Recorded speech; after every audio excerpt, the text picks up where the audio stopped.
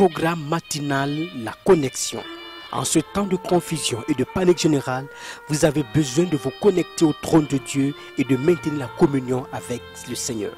Cette émission, c'est un temps de connexion divine.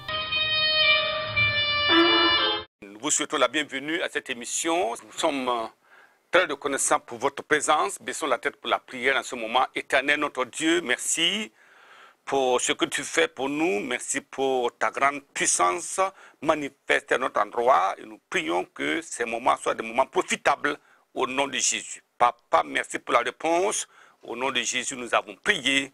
Amen. Nous vous souhaitons la bienvenue à cette émission. C'est merveilleux de savoir que vous êtes là. Et nous allons considérer aujourd'hui la série numéro 4, l'étude numéro 18. Vous savez, nous sommes pratiquement à la fin de cette série et nous considérons aujourd'hui l'enfer, la destination éternelle de Satan et de tous ceux qui se laisseront fasciner par ces tromperies. Satan est le grand trompeur, le grand menteur, et alors les gens se laissent gagner. Faites attention.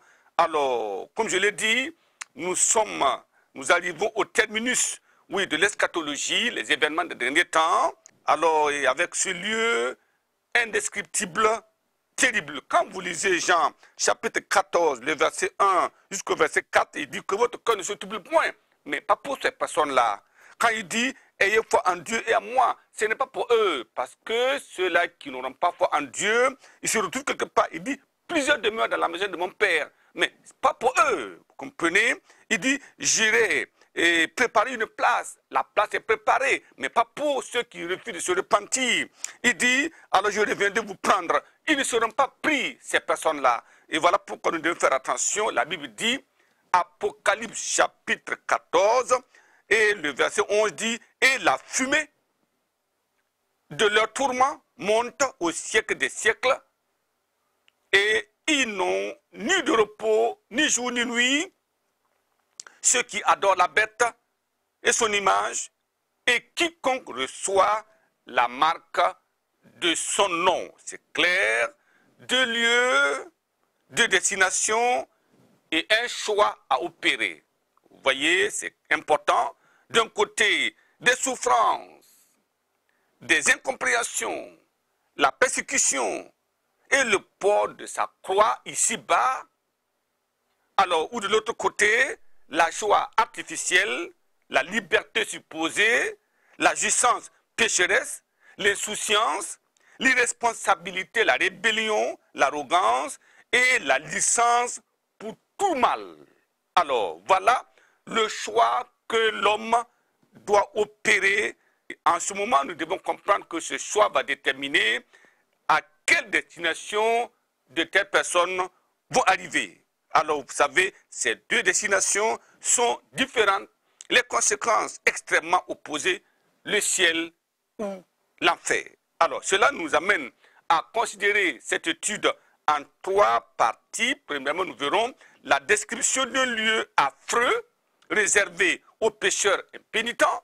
Deuxièmement, nous verrons la déception et la déroute des croyants négligents. Et troisièmement, nous verrons la démarcation et la prédication des saints pour réveiller les négligents et interpeller les pécheurs. Première partie, la description d'un lieu affreux réservé aux pécheurs. La Bible fournit, sans ambiguïté aucune, des éclaircissements précis sur l'enfer comme étant un lieu éternel, une demeure éternelle des pécheurs impénitents. Quand un pécheur refuse de se repentir, obligatoirement, il doit atterrir dans le feu de l'enfer. Alors, vous comprenez que, et c'est très clair, alors l'enfer est un lieu affreux, effrayant, de souffrance perpétuelle pour les transgresseurs de la loi de Dieu. Vous comprenez? La Bible relate des faits. Christ a donné des enseignements. Premièrement, le Seigneur Jésus passa un temps considérable en mettant l'accent sur le caractère réel de l'enfer.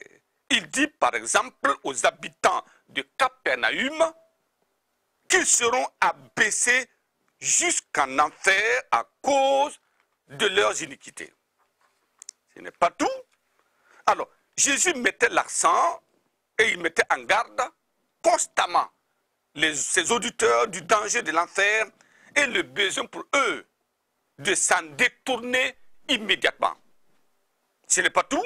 Il donna des explications poignantes au sujet de l'enfer comme étant un lieu de châtiment éternel. Matthieu chapitre 25, versets 41 et 46. Il révéla que les pécheurs qui meurent dans leur péché auront leur part en enfer. Vous voyez, Christ n'a pas caché, oui, ce lieu-là et ceux qui iront là-bas. Les apôtres aussi donnèrent les mêmes explications thématiques de l'enfer, telles qu'elles furent exposées par le Seigneur lui-même. L'Église, aujourd'hui, à l'heure actuelle, ne saurait se permettre de s'arroger le droit d'adopter une position moins spécifique concernant l'enseignement sur l'enfer au risque de pervertir le caractère sacré complet des Écritures. C'est pour ça que nous sommes obligés, nous sommes dans le droit d'expliquer et de parler de l'enfer. L'enfer est donc réel et réservé au diable et à ses anges déchus, mais aussi à tous les pécheurs qui refuseront la main tendue de Dieu en méprisant le don gratuit de la grâce qui sauve du péché et de l'enfer. Deuxième partie, nous voyons la déception et la déroute des croyants négligents. Attention, beaucoup sont négligents. Quand vous lisez Romains chapitre 5, verset 12, il dit que par un seul homme, le péché est venu dans le monde.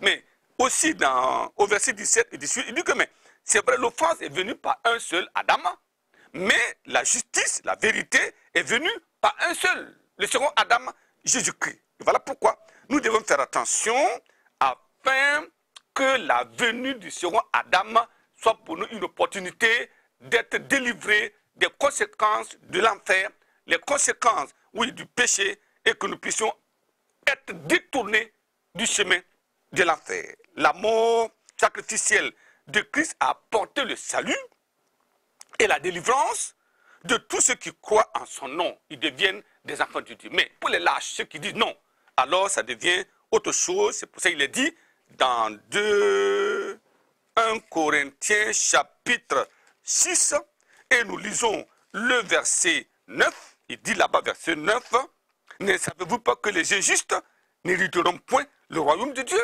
C'est pour ça qu'il dit, ne vous y trompez pas. Attention, on peut se faire des idées, mais attention. Oui, ni les impudiques, ni les idolâtres, ni les adultères, ni les efféminés, ni les infâmes, ni les voleurs, ni les cupides, ni les ivrognes, ni les outrageux, ni les ravisseurs n'hériteront le royaume de Dieu. Christ est parti, il a préparé, c'est une cité splendide, mais pas pour les pécheurs. Seuls les pécheurs qui se repentent et qui se gardent purs, alors auront leur destinée tournée maintenant vers la cité dorée de Dieu. Donc voilà pourquoi c'est important pour nous de comprendre que nous devons veiller et nous devons prier afin que le Seigneur nous aide. Voyez les croyants négligents qui méprisent la grâce imméritée de Dieu et qui se lancent dans les aventures à conséquences fatales vont atterrir dans ce lieu, oui, de souffrance. Voyez comment les gens, ils abandonnent la vérité. Romains chapitre 8, verset 6 nous dit, et l'affection de la chair, c'est la mort. Voilà, la mort, c'est l'enfer. Tandis que l'affection de l'esprit, c'est la vie. Il nous dit que l'affection de la chair est illimitée contre Dieu parce qu'elle ne se soumet pas à la loi de Dieu. Et dans 2 Timothée, il dit que 2 Timothée 4, verset 3, qu'effectivement, les gens, alors ne supportent pas la sainte doctrine. Je prie que vous entendiez la voix de Dieu et que vous veniez. Beaucoup de soi-disant croyants ont déjà fait naufrage par rapport à la foi, sont retournés à leur vomissure. C'est une véritable tragédie. Troisième partie, la démarcation par la prédication et la prédication des saints pour réveiller les négligents et interpeller les pécheurs. Voyez 2 Corinthiens chapitre 6, nous lisons le verset 17. Là-bas, il nous dit, verset 17, c'est pourquoi sortez du milieu d'eux Et séparez-vous, dit le Seigneur. Ne touchez pas à ce qui est impur. Et je vous accueillerai. Je serai pour vous un père. Et vous serez pour moi des fils et des filles, dit le Seigneur Tout-Puissant. Voyez ce lieu affreux, de souffrance éternelle. Un lac de feu. C'est indescriptible. Alors, les saints ayant la vision du ciel doivent non seulement se démarquer des chrétiens charnels et achever leur sanctification. Voyez ce que la Bible dit dans 2 Corinthiens chapitre 7, verset 1, qui nous dit quoi? Ayant donc de telles promesses, bien-aimés, purifions-nous de toute souillure de la chair et de l'esprit en achevant notre sanctification dans la crainte de Dieu. Ça, c'est important, mais ce n'est pas tout. Ils doivent aussi réveiller la conscience des négligents et interpeller les pécheurs. Jude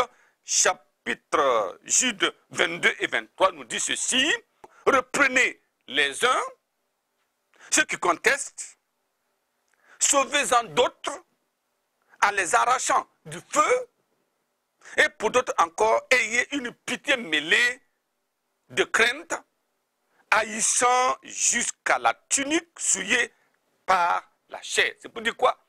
Il y a des pécheurs qui sont devenus incrédules, qui sont devenus des personnes qu'on ne peut pas changer. Alors, faites attention, ces personnes ont décidé d'aller dans le feu. Alors, faites attention, en allant ayez la crainte, mais ceux qui sont encore dociles, prêchez, parlez du ciel, de l'enfer, parlez de la grâce, parlez du plan de Dieu, parlez, nous devons parler jusqu'à ce que ces personnes-là disent: ah, maintenant j'ai compris, je me détourne de l'enfer, à me repentir de mes péchés et je vais au ciel par la justice. Baissons la tête et prions maintenant. C'est important, l'enfer, c'est la dernière étape de l'eschatologie. Ne soyez pas là-bas. Père éternel, merci pour ta grâce suffisante. L'enfer est affreux. Les habitants font pitié. Et je prie qu'il n'y ait personne qui entende la révélation de ta parole et qui s'amuse à demeurer dans le péché au nom de Jésus-Christ. Père, attire-les vers la vérité, sauve-les par ta parole et lave-les par le sang de Jésus et inscris-leur nom dans le livre de vie au ciel. Donne-leur la grâce de mener la vie de pureté jusqu'à la fin au nom de Jésus. Père, merci pour la réponse. Au nom de Jésus, nous avons prié. Amen. Que le Seigneur vous bénisse abondamment et à bientôt.